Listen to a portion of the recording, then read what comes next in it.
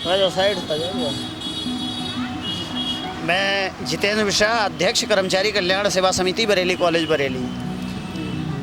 मिश्रा जी, ये बताइए कि किसान जो आंदोलन कर रहे थे 2 महीने हो गए, लेकिन 26 जनवरी को ये जो घटना सामने आई है जी, इस पर आपका क्या विचार है? ऐसा है कि लगभग 62 दिनों से देश के किसान हाड़ कपकपाती हुई ठंड में देश की सीमाओं पर दिल्ली में आंदोलन कर रहे थे और उन्होंने गणतंत्र दिवस पर किसान का जो संयुक्त मोर्चा संघ है एक ट्रैक्टर परेड की घोषणा की थी। उस ट्रैक्टर परेड के माध्यम से उन्होंने ये कहा था कि गणतंत्र दिवस के मौके पर जब जवान परेड करते हैं तो किसान परेड क्यों नहीं कर सकते हैं। पुलिस ने बाकायदा उनको परमिशन दी थी और रूट तय किए गए थे।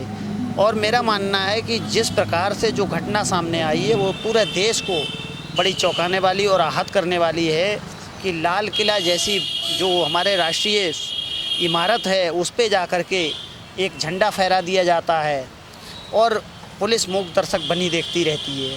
हमारा ये कहना है कि जो किसान आंदोलन है और वरिष्ठ नेताओं ने भी किसान आंदोलन के कहा है कि इसमें हमारा कोई लेना देना नहीं है। और मेरा भी ये मानना है, हमने तमाम आंदोलन किए हैं, मैं ये जानता हूँ कि कोई भी आंदोलनकारी व्यक्ति जो 60-62 दिन आंदोलन चलाता है वो कभी ये नहीं चाहेगा कि आगे जो हम आंदोलन तेज़ करने जा रहे हैं उसमें हमारे आंदोलन में कुछ भी ऐसी गड़बड़ी हो जिससे हमारे पूरे जो मेहनत है पहले की उस पर हमारा धब्बा आए।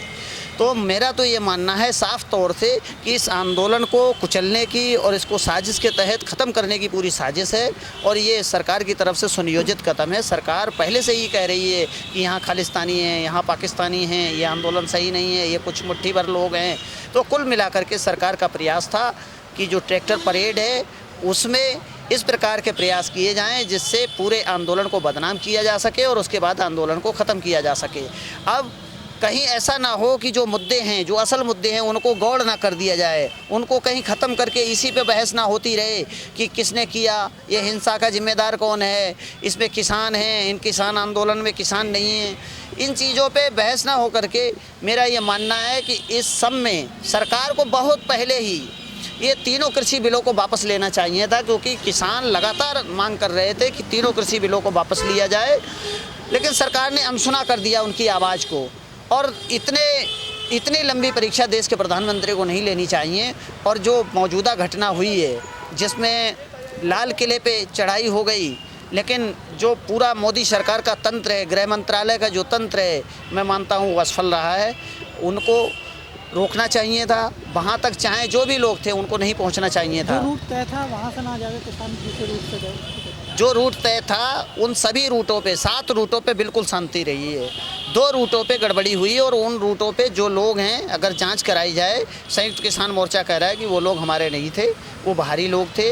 और 2 लोगों के संदिग्ध लोगों के नाम भी आ रहे हैं जो कि उनसे कभी भी मंच साझा नहीं करते थे। और ये सभी जानते हैं कि इस पूरे आंदोलन को शांतिपूर्ण तरीके से अभी तक रखा गया है और दुनिया भर में आंदोलन की चर्चा है और सरकार बहुत परेशान थी इस आंदोलन को लेकर के।